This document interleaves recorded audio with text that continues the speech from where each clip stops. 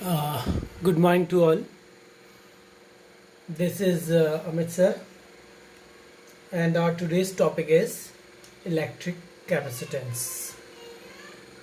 हमने electric capacitance से पहले अपने पहले वीडियोस में, अगर आपने नहीं देखे तो पहले वो देख लीजिए, डाइलेक्ट्रिक के बारे में पढ़ा है और भी कई सारे टर्म्स हमने पढ़े।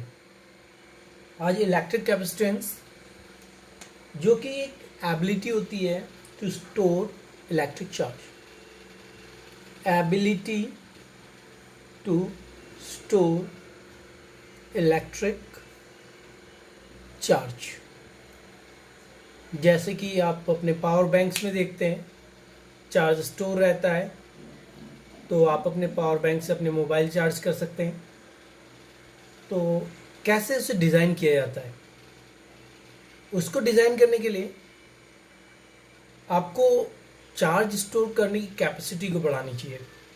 और चार्ज स्टोर करने की कैपेसिटी कैसे बढ़ सकती है, पहले ये देखते हैं। तो हमें पता है कि जो चार्ज है वो डायरेक्टली प्रोपोर्शनल पोटेंशियल की होता है। पोटेंशियल की डेफिनेशन के अकॉर्डिंग पोटेंशियल की जो फॉर्मूला है 1/4πε0 Q/R, right.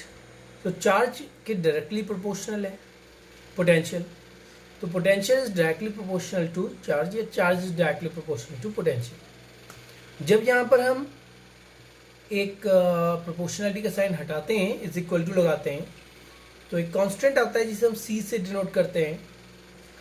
This C is called capacitance, capacitance, right. ये कैपेसिटेंस की एबिलिटी है स्टोर करने का, चार्ज को स्टोर करने का। आपको इसको डिफाइन भी कर सकते हैं, C is equal to Q/V। तो C is equal to Q when V is equal to 1 volt. तो capacitance is numerically equal to the charge, charge की न्यूमेरिकली इक्वल है। To raise the potential by 1 volt, किसी conductor में 1 volt potential बढ़ाने पर जो capacitance है उसके चार्ज के ही इक्वल हो जाएगा। न्यूमेरिकली इक्वल कहना पड़ेगा क्योंकि दोनों की यूनिट्स अलग अलग है। चार्ज की यूनिट कूलम्ब है और कैपेसिटेंस की यूनिट फैराड। वैसे अगर यहाँ से देखें, coulomb upon volt, this coulomb upon volt is called farad। इसे फैराड कहते हैं हम। इसकी छोटी यूनिट्स भी हैं क्योंकि ये एक फैराड जो है बहुत बड़ी यूनिट होती है। आपका पूरा अर्थ का कैपेसिटेंस ही कुछ फैराड होता है बस, वो हम बाद में डिस्कस करेंगे। तो इसकी जो प्रैक्टिकल यूनिट्स हैं माइक्रो फैराड, मिली फैराड, इस तरीके से ली जाती है। माइक्रो मतलब 10⁻⁻⁶, मिली 10⁻⁻3, पीको, लाइक दिस, ठीक है। अब हम बात करते हैं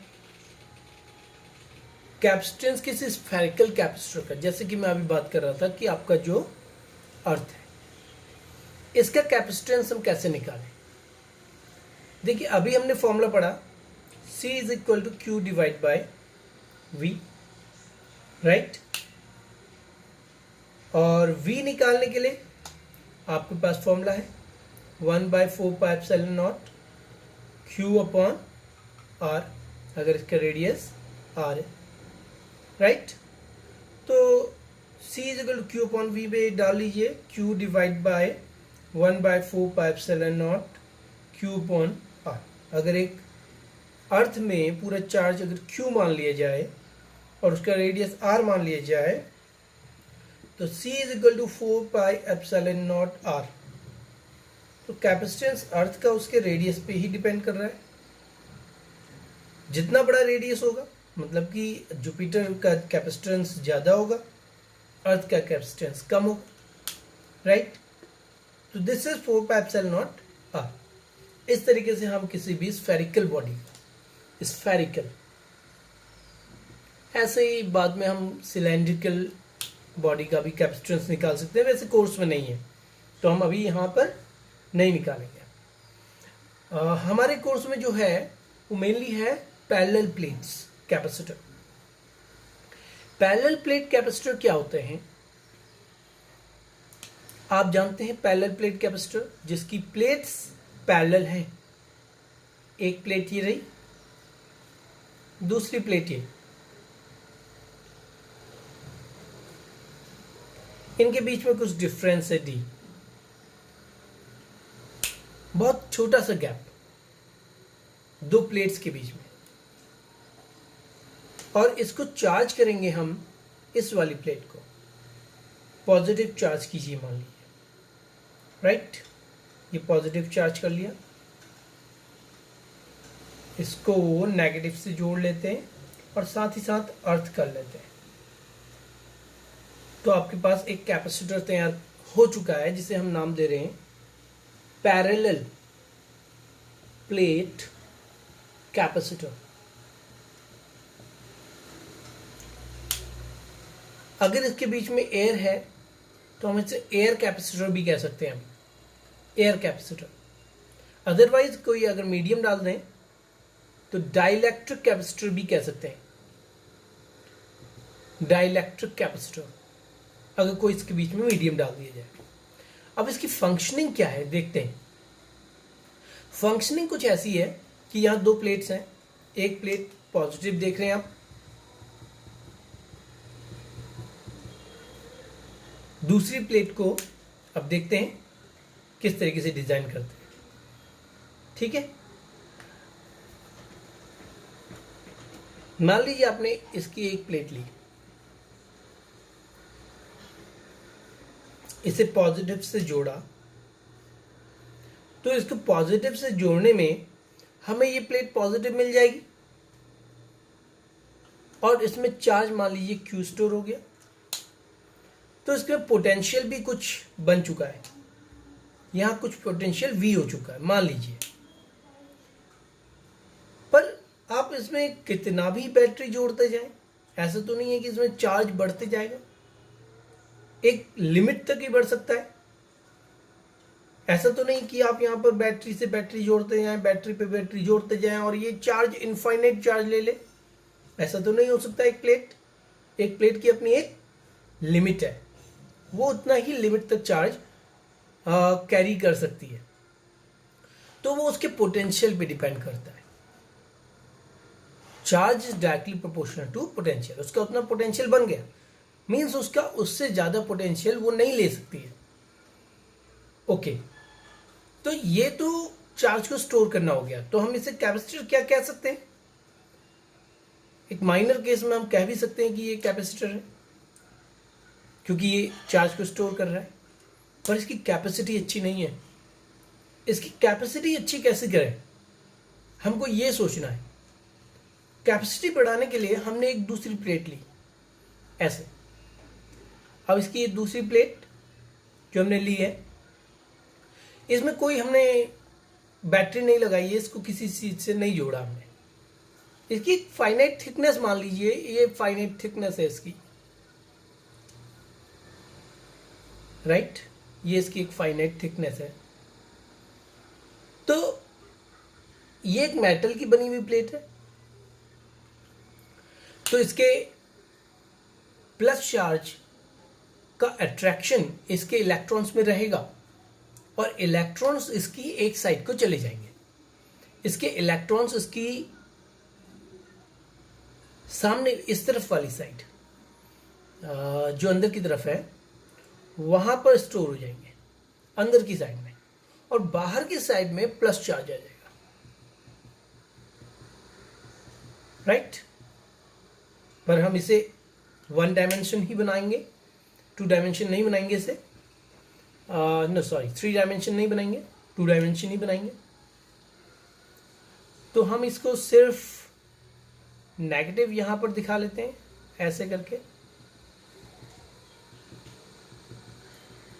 ठीक है, और इस तरफ को हम दिखा देते हैं कि इस तरफ पॉजिटिव प्लेट है, इस तरफ को पॉजिटिव चार्ज है, ठीक है। तो इससे क्या होगा, अगर इसको थोड़ा और रिफाइन किया जाए, अगर समझाने के लिए कहा जाए तो इसकी दो प्लेट अगर ऐसी बना ली जाए, ओके, थोड़ा मैं कोशिश करूँगा कि इसकी दो प्लेट आप मेरे से बन जाए। ओके, ऐसे थोड़ा दूरी पे बनाऊंगा ताकि ये दोनों अलग अलग नज़र आए। अगर ये फाइनाइट थिकनेस की है, ओके, ये लीजिए। अब इसकी ये वाली प्लेट तो प्लस हो गई, जो ज़्यादा डिस्टेंस पे इससे डिस्टेंस इसकी यहाँ से यहाँ तक ज़्यादा है, और ये नेगेटिव जो इलेक्ट्रॉन एक तरफ खिंच गए, वो डिस्टेंस आपकी कम है। ये डी डिस्टेंस कम है, डी डैश डिस्टेंस ज़्यादा है। तो इस प्लेट के कारण क्या यहाँ के पोटेंशियल में कुछ फर्क आएगा? बिल्कुल आएगा। क्यों? क्योंकि यहाँ भी चार्ज है, और चार्ज दूसरे इसका पोटेंशियल इसके पोटेंशियल को अफेक्ट करेगा। कितना अफेक्ट करेगा, ये जानने के लिए देखिए, हम एक्यूरेट तो नहीं बताना चाह रहे हैं अभी कि कितना अफेक्ट करेगा, हमको यहाँ के चार्ज नहीं पता मान लीजिए, पर कम करेगा या ज़्यादा करेगा इसके पोटेंशियल को, हम ये बता सकते हैं। इसके पोटेंशियल की एक लिमिट है, जितना ये चार्ज स्टोर कर सकता है, इसके पोटेंशियल पे डिपेंड करता है। इसमें उतना ही पोटेंशियल V तक स्टोर हो सकता है चार्ज, पर अगर इसका पोटेंशियल कम हो कर दे ये वाली प्लेट, तो इसमें कुछ और चार्ज स्टोर किया जा सकता है। तो क्या इस कॉम्बिनेशन के कारण, जिसमें एक तरफ नेगेटिव इलेक्ट्रॉन खींचे चले गए हैं और एक साइड इसकी नेगेटिव हो चुकी है और दूसरी साइड प्लस हो चुकी है, तो ये इसके पोटेंशियल को बढ़ाएगा या कम करेगा, हमें ये जानना है। तो देखिए कि नेगेटिव वाला जो प्लेट है वो इससे नज़दीकी पे, तो ज़्यादा इफेक्ट किसका होगा? नेगेटिव वाले का होगा, जो इसके पोटेंशियल को कम करेगा या ज़्यादा करेगा? ऑफ कोर्स कम करेगा, क्योंकि इसके साइन अपोजिट है इसके। ये 1/4πε0 minus Q upon ε0, right, minus Q upon r, sorry.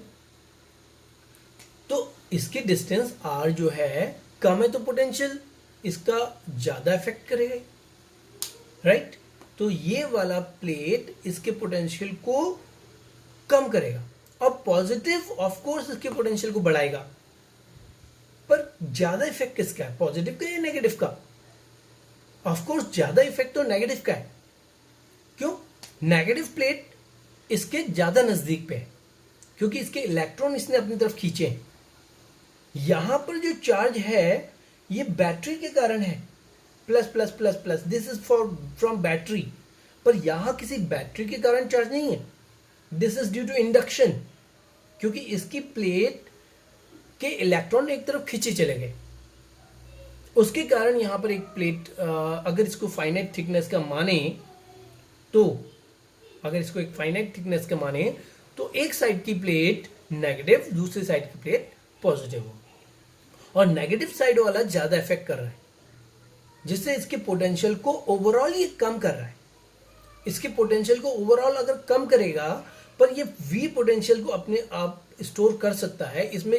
इसका मतलब कुछ चार्ज और एडिशनली हम डाल सकते हैं। मान लीजिए इसका पोटेंशियल इसने कुछ कम किया और हम 5 चार्जेस या 5 कॉलम चार्ज और डाल पाए, क्योंकि ओवरऑल इसका पोटेंशियल इसने कम किया, और ये V तक अपने को बढ़ा सकता है पोटेंशियल। तो इसमें 5 कॉलम चार्ज एक्स्ट्रा हम डाल सकते हैं। तो क्या हुआ, हमको एक ऐसा डिवाइस तैयार हो गया जो चार्ज को ज्यादा स्टोर कर सकता है। क्या कुछ और बेहतरीन तरीका है हमारे पास कि हम इसके चार्ज के स्टोर करने की कैपेसिटी को और बढ़ा दें? सोचिए, मान लीजिए अगर ये वाले प्लस यहां नहीं होते तो क्या कोई इसके पोटेंशियल को बढ़ा रहा होता? और इसका पोटेंशियल उस समय कितना कम हो जाता, वो सोचिए। और उस केस में हम 5 के बदले हो सकता है 50 कॉलम चार्ज को एडिशनल इसमें डाल पाते।